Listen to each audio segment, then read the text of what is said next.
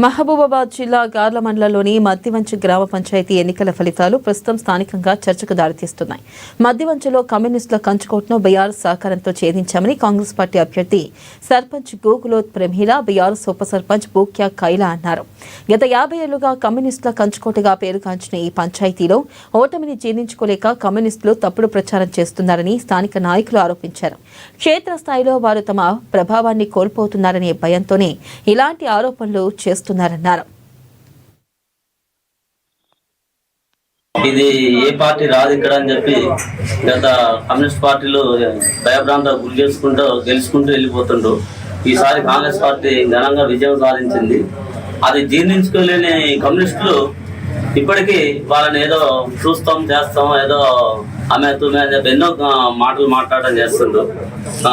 వాళ్ళు ఎట్లా తిరుగుతారు, ఏం చేస్తారు, వాళ్ళు ఓటమిని జీర్ణించుకొని వాళ్ళ ఎందుకు ఓడిపోయినామని చెప్పి వాళ్ళు వెనక్కి తిరిగి ఆలోచన చేయాలి తప్ప వాళ్ళు భయభ్రాంతులు చేయలేరు.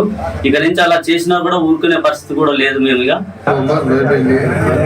గ్రామ పంచాయతీ ప్రజలకు, కొత్తాంగ ప్రజలకు మా కాంగ్రెస్ పార్టీ తరఫున అందరికీ మాకు సర్పంచ్గా గెలిచిస్తున్నందుకు అందరికీ పాదాభివందనం చేసుకుంటూ గత 70 సంవత్సరాలు కంచుకోవటానికి ఉన్న కమ్యూనిస్టు పార్టీని ఓడగొట్టిన మా ప్రజానీకానికి, కొత్త అండ మద్దించ గ్రామ ప్రజలకి నేను ఉదయపూర్వకంగా చెప్తున్నా, వాళ్ళకి పాదాభి నమస్కారం చేస్తున్నాను.